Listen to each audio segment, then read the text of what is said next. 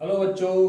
तो आज मैं आपके लिए एक नया चैप्टर, बहुत अच्छा सा खूबसूरत चैप्टर लेके आया हूँ। मानव नेत्र तथा प्रकाशिक यंत्र। ये ऑप्टिक्स का प्रकाशिकी का 5वां चैप्टर है।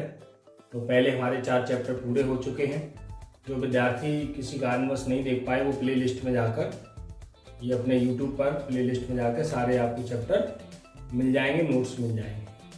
तो चलिए सभी बच्चे अपना पेन और कॉपी लेकर तैयार हो जाइए। अब हम शुरू करते हैं नोट्स बनवाना। और इस चैप्टर का पहली हेडिंग है आँख की समंजन क्षमता। तो आँख की जो समंजन क्षमता है, तो क्या होता है प्यारे, ये कि आँख की जो नेत्र होता है, नेत्र लेंस जो होता है, तो नेत्र लेंस की फोकस दूरी का बदलना, यानी कि फोकस दूरी का कम और बढ़ जाना, नेत्र लेंस की फोकस दूरी का घटना तथा बढ़ना क्या कहलाती है? आपकी समंजन क्षमता। ध्यान रखेंगे। चलिए तो लिखो, हम बताएं। नेत्र लेंस की फोकस दूरी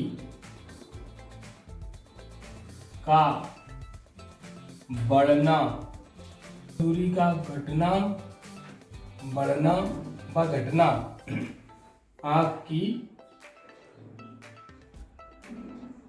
समंजन क्षमता कहलाता है। समंजन क्षमता कहलाती है। ठीक है बच्चों, ध्यान रखेंगे कि जो नेत्र लेंस होता है उसकी फोकस दूरी कम हो जाए, ज्यादा हो जाए, बढ़ जाए और घट जाए, उसको हम क्या कहते हैं? आँख की समंजन क्षमता कहते हैं। ठीक है। अब देखो, जब हम दूर की वस्तु देखते हैं तो फोकस दूरी बढ़ जाती है तथा पास की वस्तु देखने पर फोकस दूरी घट जाती है। ध्यान रखिएगा, जब हम दूर की वस्तु देखते हैं तो नेत्र लेंस की फोकस दूरी बढ़ जाती है और पास की वस्तु देखते हैं तो फोकस दूरी घट जाती है। ठीक है। चलिए, तो ये क्लियर हो गया। अब अगला हेडिंग डालिए। निकट बिंदु कभी कभी पूछा जाता है, ये 10th क्लास में अक्सर पूछा जाता है। निकट बिंदु, तो ये दोनों के लिए अति आवश्यक है, बोर्ड के लिए 10th और 12th में। तो निकट बिंदु क्या होता है कि आंख के पास, आंख के निकट, वो है कम से कम, यानी कि जो दूरी होती है जहां पर हमारी आंख स्पष्ट देख ले, उसको हम क्या कहते हैं? निकट बिंदु कहते हैं। तो आंख के निकट यानी कम से कम वह दूरी, आंख की कम से कम वह दूरी जहां पर वो स्पष्ट देख सके, उसे निकट बिंदु कहते हैं। तो जहां से उससे एक, आपने जब आंख की तरफ हम कोई चीज देखे तो एक ज्यादा, हम आंख के ज्यादा नजदीक ले आएंगे तो वो हमें वस्तु धुंधली दिखाई देगी, वो वस्तु हमें स्पष्ट दिखाई नहीं देगी। तो ध्यान रखिएगा कि यानी कि आंख के पास हम जो कोई वस्तु लाते हैं तो एक लिमिट तक तो हमें वो सही से दिखती है, उसके पास जैसे ले आएंगे तो वो हमें वस्तु स्पष्ट दिखाई नहीं देगी, धुंधली हो जाएगी। तो यानी कि नेत्र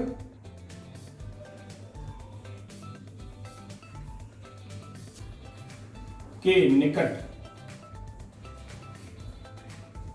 स्थित वह बिंदु जिस पर रखी वस्तु स्पष्ट दिखाई दे,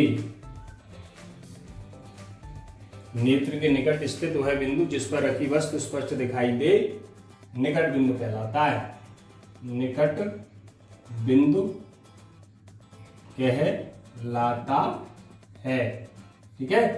इससे यदि कम दूरी हो गई तो वो क्या होगा, धुंधली दिखाई देगी, वो हमें स्पष्ट दिखाई नहीं देगी। और जैसे भी आप प्रैक्टिकली कर सकते हैं कि हम जब उसको देखेंगे तो जैसे आंख के पास लाएंगे तो वो हमें धुंधली दिखाई देने लगेगी। तो वह कम से कम दूरी जहां पर रखी वस्तु हमें दिखाई दे जाए, तो वह कम से कम दूरी क्या होती है, निकट बिंदु कहलाती है। और ये दूरी कितनी होती है, 25 सेंटीमीटर। तो क्या लिखेंगे, यानी कि नेत्र से निकट बिंदु तक की दूरी को, ध्यान रखिएगा, दूरी को स्पष्ट दृष्टि की न्यूनतम दूरी कहते हैं।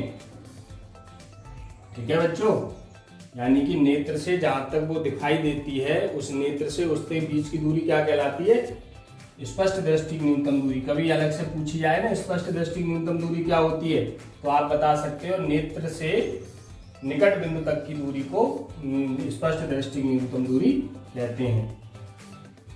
इसे कैपिटल जी से व्यक्त करते हैं,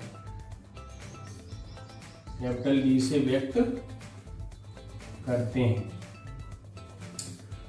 एक स्वस्थ व्यक्ति का निकट बिंदु 25 सेंटीमीटर होता है,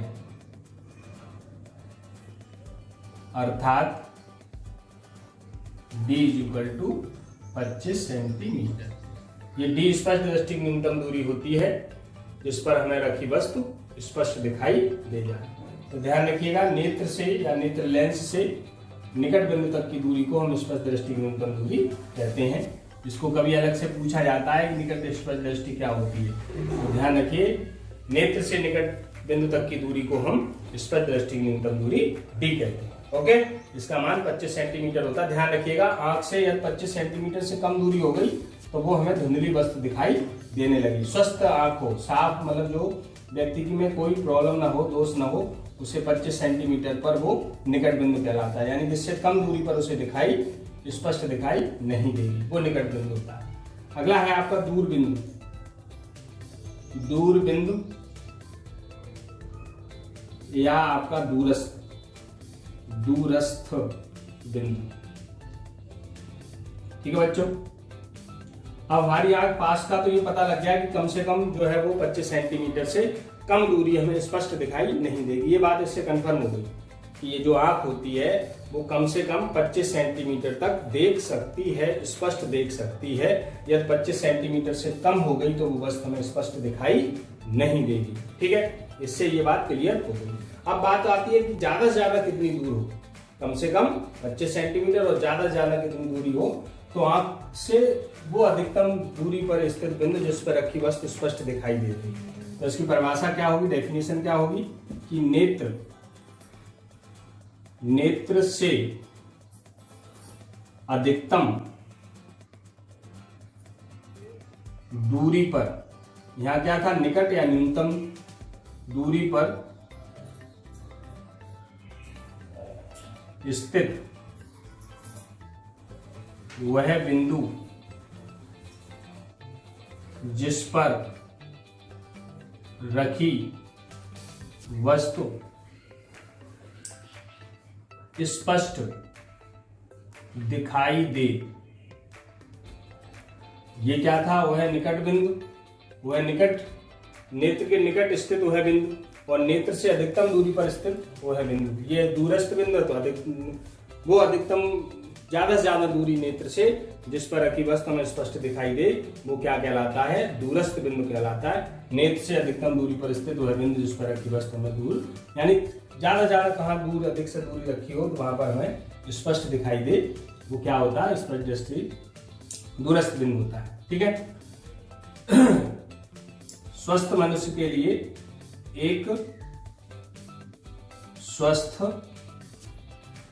व्यक्ति का दूर बिंदु या दूरस्थ बिंदु अनंत होता है, अनंत होता है।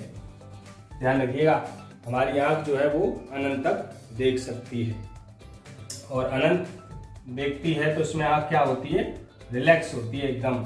आपने देखा हो 25 सेंटीमीटर जब हम देखते हैं तो हमें क्या होता है कि हमें मांसपेशियां वैसी हो जाती हैं, तो उसमें समझने क्षमता लगानी पड़ती है। और इसमें क्या होता है, ये आंख रिलैक्स हो जाती है जब हम अनंत पर देखें। आपने कभी देखा हो पास की देखें तो हमें ज़्यादा ताकत या वो लगानी पड़ती है, और हमें ऊपर आकाश देखना हो तो बिल्कुल आंख कैसी हो जाती है, रिलैक्स। इस स्थिति में आंख श्रांत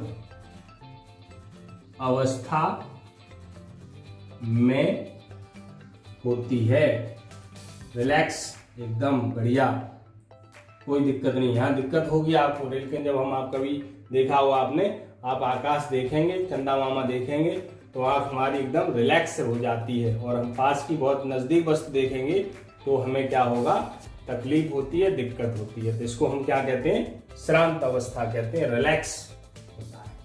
ठीक है बच्चों, तो इससे स्पष्ट क्या हुआ है कि जो हमारी स्वस्थ आंख है, अच्छी आंख है, जिसमें कोई दोष नहीं है, वो कम से कम 25 सेंटीमीटर और अधिक से अधिक अनंत तक देख सकते हैं। इस यानी कि आंख का जो लिमिट है वो कहाँ, कम से कम 25 सेंटीमीटर और अधिक से अधिक अनंत तक देख सकते हैं। तो यानी कि इसे दृष्टि विस्तार कहते हैं। तो कभी पूछा जाए कि दृष्टि विस्तार क्या है, तो दृष्टि विस्तार यानी कि हमारी आंख कहां से कहां तक देख सकती है, कितनी रेंज है, दृष्टि विस्तार। तो स्वस्थ आंख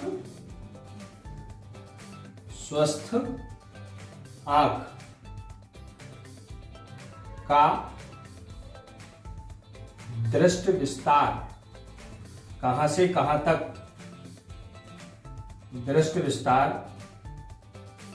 25 सेंटीमीटर से अनंत तक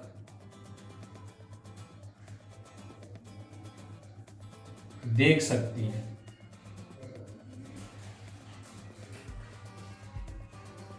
यही आंख का दृष्टि विस्तार कहलाता है, दृष्टि विस्तार कहलाता है। ठीक है, तो यानी कि आंख की न्यूनतम दूरी 25 सेंटीमीटर से लेकर अनंत तक देख सकते हैं। तो एक स्वस्थ आंख का जो दृष्टि विस्तार है 25 सेंटीमीटर से अनंत तक देख सकती है। ऐसे लिखो, यहाँ सेंटेंस सही नहीं आएगा। एक स्वस्थ आंख, ये थोड़ा सा चेंज कर दीजिए। एक स्वस्थ आंख 25 सेंटीमीटर से अनंत तक के बीच रखी वस्तुओं को स्पष्ट देख सकती है। तो एक स्वस्थ आंख 25 सेंटीमीटर से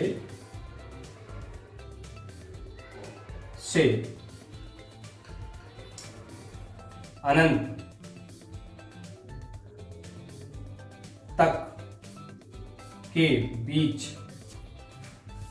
रखी वस्तुओं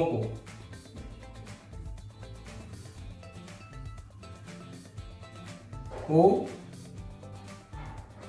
देख सकती है। यही आपका हमारा दृष्टि विस्तार कहलाता है। तो ध्यान ये रखना है, जैसे मान लीजिए आपकी ये आंख है, तो ये ऐसे करके बना दीजिए। तो ये क्या है, आपकी आंख है, और आंख से ये जो है विस्तार आपका, ये कम से कम कितना यहाँ से शुरुआत होती है, ये 25 सेंटीमीटर यहाँ से ए से लेकर, और ये बहुत दूर है कहीं अनंत। तो ये यहाँ से लेकर ये क्या होता है, दृष्टि विस्तार होता है। यानी कि ये आंख से ये तो हो जाएगी हमारी अनंत। तो क्या हो गया, दृष्टि विस्तार क्या हो गया, अनंत 25 सेंटीमीटर से लेकर अनंत तक की जो दूरी होती है उसे हम दृष्टि विस्तार कहते हैं। ये हमारी आंख की लिमिट होती है 25 सेंटीमीटर से अनंत तक देख सकते हैं।